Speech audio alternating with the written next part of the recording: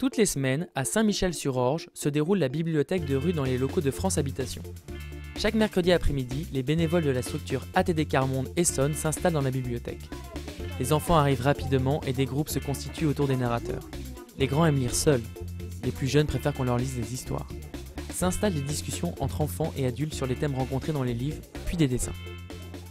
J'ai rejoint cette association l'année où j'ai été en retraite, parce que mes petits-enfants étant éloignés de chez moi, j'avais du temps libre et j'avais envie de m'occuper d'enfants. Et la bibliothèque, elle est une émanation d'ATD Quart-Monde. C'est ATD Quart-Monde qui nous donne des fonds pour acheter des livres. C'est un endroit où on veut permettre à des enfants de faire autre chose que de regarder la télé ou de taper dans le ballon. Et à travers des pliages, à travers des livres, de découvrir d'autres mondes. De développer la connaissance de toute cette culture qui nous appartient, à savoir les contes, les légendes.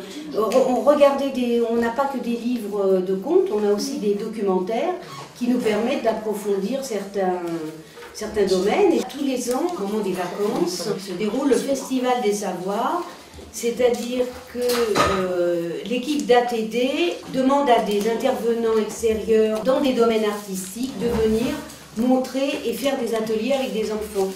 Peut-être ici tu vas trouver ton travail dans les livres. Ton futur travail. Bah non, mais pas ton futur travail, mais tu vas avoir des ambitions pour un travail. Par exemple, quand tu vas fouiller dans un livre, bah, tu vas voir différents travaux, puis évidemment ça va te motiver à faire un de ces travaux. On va se donner un rendez-vous ici pour les jours de Noël. On va faire des décorations dans les bâtiments. Super décoration pour Noël. Dessins, peintures, sculptures, pliages, collages et jeux. Tous les enfants se mettent à l'œuvre avec plaisir et enthousiasme.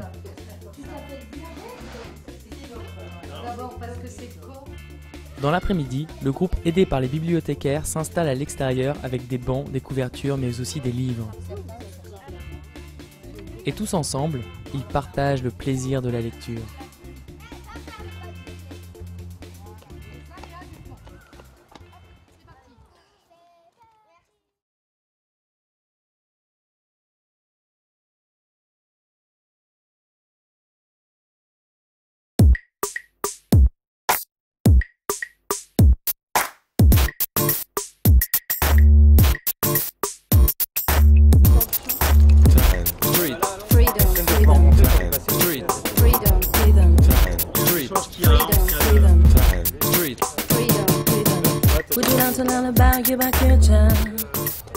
Alors bonjour, moi je m'appelle Charlotte Niewiadomski et j'habite à Clichy. Je suis fondatrice de l'association Bicyclette qui a démarré en 2009 pour monter à l'époque un chantier d'insertion. Nous on travaille sur un nouveau projet qui vient de démarrer à Gennevilliers.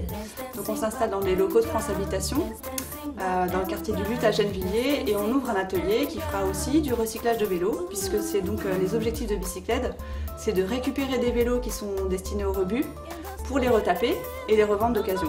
Voilà, ça c'est la base. Donc on va s'installer avec des pieds d'atelier et on va leur montrer comment réparer leur vélo, comment l'entretenir, quels outils il faut, et puis apprendre les gestes de mécanique de base pour utiliser son vélo sans que ça coûte trop cher et surtout en étant ce qu'on appelle vélonome, c'est-à-dire savoir entretenir son vélo tout seul. Voilà. Bah en fait, la Poste, ils sont passés dans une opération où ils vont faire que tous leurs véhicules, 2 roues, 3 roues, 4 roues, camionnettes, vont tous devenir électriques. Il y en a des plus anciens, vraiment des types hollandais avec les gros porteurs devant, des types des années 90. Il y en a plus récents, fin 90. Et là, tu as les premiers vélos électriques avec ici l'emplacement pour la batterie. Et donc voilà, ils se séparent de tous leurs vélos. Et ça, c'est des super vélos, c'est un peu lourd, mais c'est fait pour aller sur des petites distances et pédaler très facilement et braquer très facilement.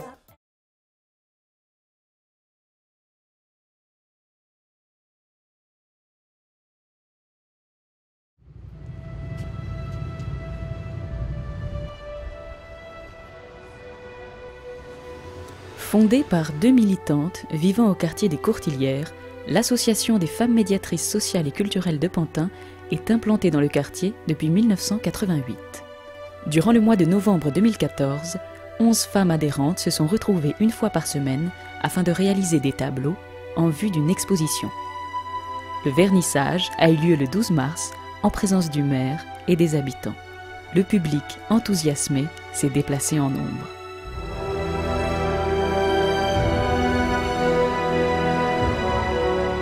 Parce que nous faisons de la médiation sociale. Alors, tout ce qui concerne l'interface entre les familles et les institutions, accompagner des familles, que ce soit individuellement ou collectivement. Vous savez, en France, ce n'est pas du tout facile pour quelqu'un déjà qui a une barrière de la langue.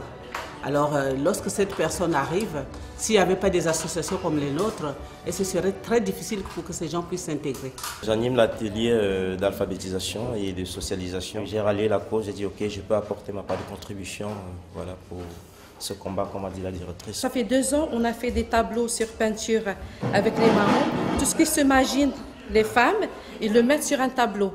Et ce jour-là, il y avait un atelier, il y avait les ateliers. Et chaque atelier, on ne fait pas que la peinture. On est là, on discute, on fait l'échange. Et les mamans, à partir de qu'est-ce qu'ils pensaient, ils mettaient sur la peinture. On a eu monsieur le maire qui est passé voir l'expo. On a eu quand même pas mal de monde qui sont passés voir, comme les écoles. C'est ça le partage aussi. On n'est pas là juste, c'est pas une relation de, comment dire, d'usager à personne aidant. C'est une relation d'amitié aussi qui s'est nouée. On a noué des liens, sincèrement. Je veux dire, peu importe. Et les horizons sont vastes au sein de cette association. On a de l'Afrique, on a de l'Algérie, de la Tunisie, du Maroc, on a un petit peu tout. C'est ça qui est beau, c'est ça qui est riche, c'est ça qui fait notre richesse. Le succès de cette première exposition laisse présager un bel avenir aux actions d'insertion des femmes médiatrices de Pantin.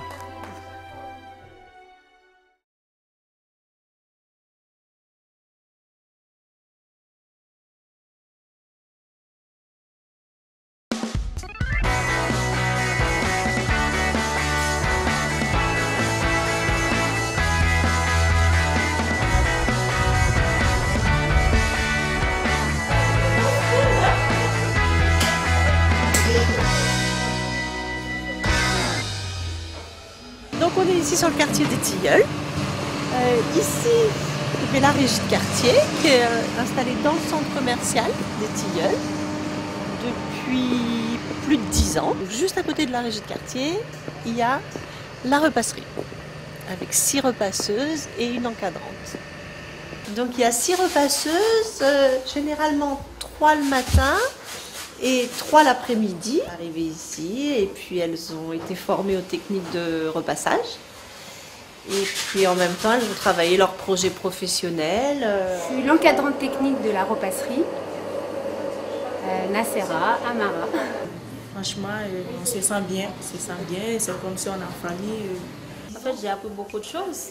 Parce qu'à mon arrivant, je ne connais pas vraiment le repassage. C'est vrai, je repasse chez moi, mais je ne connais pas le repassage. Et là maintenant aussi, ce n'est pas que ça que le repassage.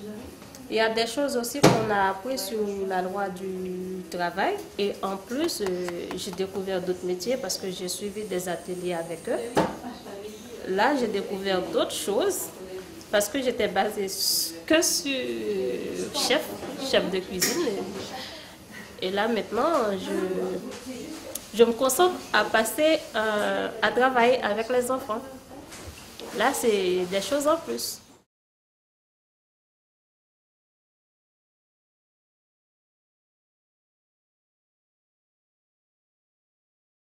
Mis à part du gris pour le ciel, c'était plutôt coloré ce week-end du côté du festival Urban Party à Ponto-Combo. Météo oblige, l'événement s'est abrité à la salle Jacques Brel, mais l'important est resté.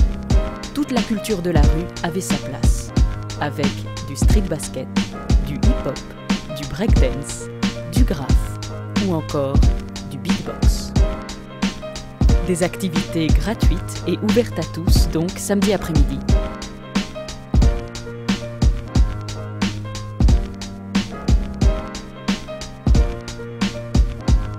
Et pour finir la journée, place au spectacle. Certains artistes qui étaient formateurs l'après-midi sont montés sur scène pour des démonstrations de rap ou de jonglage.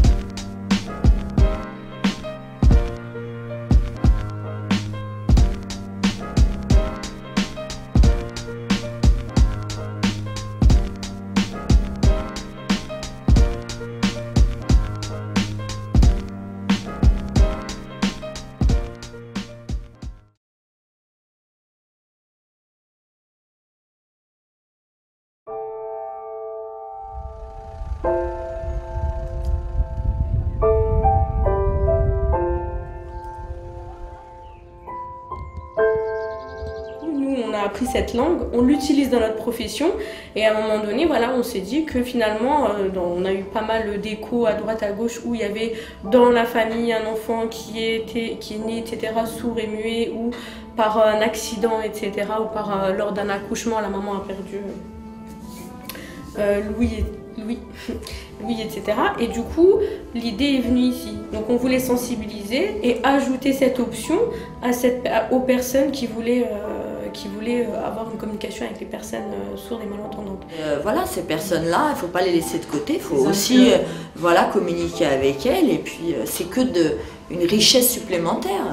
Et arrêter de parquer les gens, voilà, toi t'entends pas, tu vas aller là, on ne veut pas te voir, non, on veut voir tout le monde, et on veut communiquer avec tout le monde. Donc, voilà. Donc moi, par rapport à l'école, oui, ce serait très très utile, je pense, parce que en plus les enfants, les enfants, il faut que ce soit naturel pour eux. Voilà, à la rigueur, commencer dès la maternelle. Les yeux, après le H. O. Après le T. Comme le K à l'envers. Il n'y a pas le Q. Après. C'est le F mais à l'envers en fait. Après le V.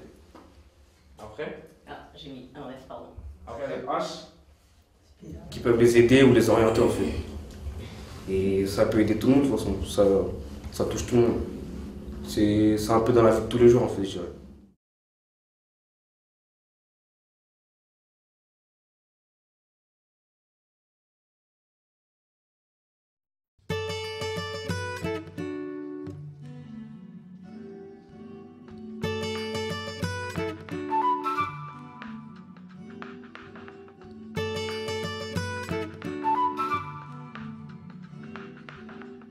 La crèche parentale Les Enfances a ouvert ses portes grâce à l'initiative d'un groupe de parents en 1992. Réunie en association de loi 1901, la crèche est une structure agréée pour recevoir 19 enfants. Faire de la musique pour les enfants, c'est un bonheur, quoi. C'est très agréable. Et puis c'est drôle. C'est très drôle. C'est pas comme une crèche entre guillemets classique qui fait, je vais pas dénigrer, mais qui dans les règles, donc qui est un peu aseptisé, qui ressemble un peu à un hôpital pour dire les choses. Ici c'est vivant, c'est chaleureux, et il y a du bois, on mange bio, on a une excellente cuisinière. Et tu as quel âge? La particularité de cette crèche est qu'une animatrice donne des cours de langue de signes aux tout petits. La responsabilité pédagogique est confiée à des professionnels de la petite enfance qui proposent jeux, dessins, coloriage et danse.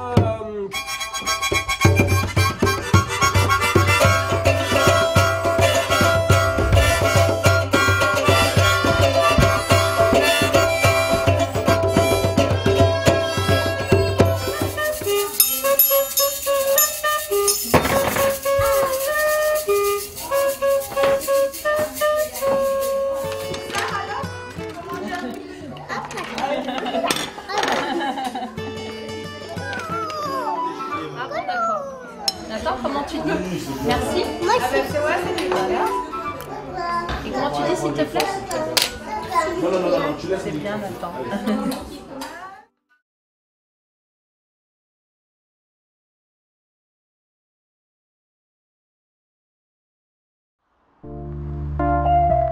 Un jardin collectif au cœur de la Seine-Saint-Denis.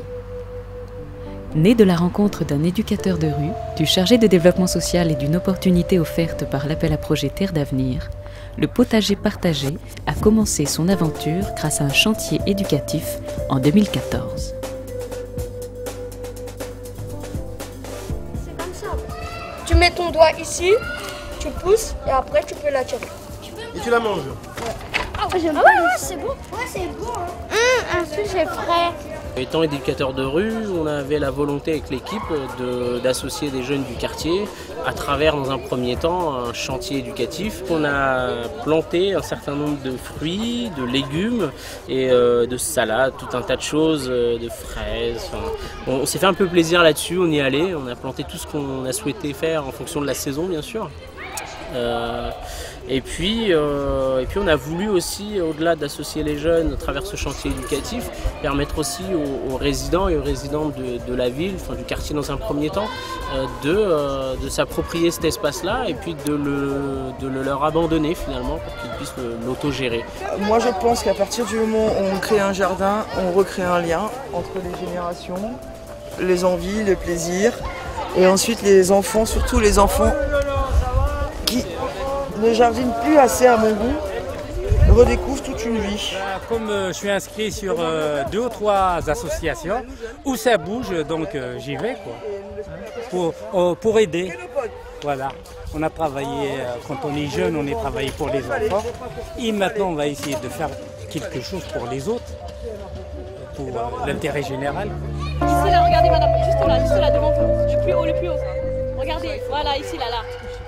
On a jardiné, on a préparé un potager là, pour les retraités. Ouais, les retraités. Et pour tous les habitants d'ici là. Alors, est-ce qu'elle est bonne? Elle est bonne? Bah super.